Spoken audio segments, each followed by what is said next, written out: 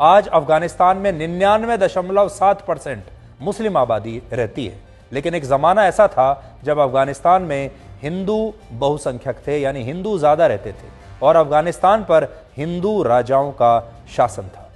प्राचीन काल में अफगानिस्तान आर्यों की पुरातन भूमि थी, जिसका जिक्र ऋग्वेद में भी मिलता है। ऋग्वेद में अफगानिस्तान की कई नदियों और पहाड़ों का विस्तार से उल्लेख है, जिनमें काबुल और आमू दरिया जैसी नदियां भी शामिल हैं।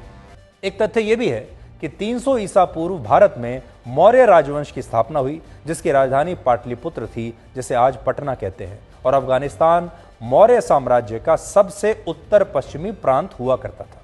और इसीलिए नए संसद भवन की दीवार पर चाणक्य का भी चित्र अंकित है, जो चंद्रगुप्त मौर्य के महामंत्री थे और कौटिल्य या विष्णुगुप्त नाम से भी उस जमाने में प्रसिद्ध थे। मौर्य साम्राज्य के बाद अफगानिस्तान के कुषाण राजवंश की स्थापना हुई और उस समय भी अफगानिस्तान अखंड भारत का एक हिस्सा था और यहां हिंदू बहुसंख्यक थे। और यह बात पहली और दूसरी शताब्दी की है, जब इस्लाम धर्म का उदय नहीं हुआ था। इसी तरह मान्यता है कि राजा दशरथ की पत्नी कैकई देश की राजकुमारी थीं और उनके पुत्र राजा भरत के लिए उनका ननिहाल कैकई बहुत प्रिय था।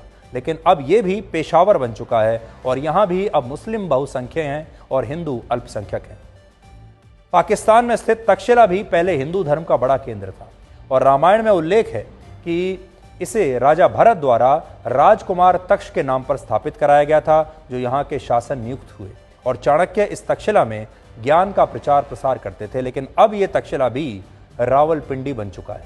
भारत के नक्शे में आखिरी बार बदलाव वर्ष 1947 में हुआ था, जब बंटवारे के बाद पाकिस्तान नाम का देश बना था और पाकिस्तान का निर्माण भी धर्म के आधार पर हुआ था। सच ये है कि अखंड भारत खंड खंड होकर अब कई टुकड़ों में बंट चुका है और आज भारत के बहुत सारे लोगों को अखंड भारत की कहानी काल्पनिक लगती है और ये हमारे देश का ही एक दुर्भाग्य है, क्योंकि हम अपने सही इतिहास को न तो जानते हैं और जानते भी हैं तो उस पर विश्वास नहीं करते।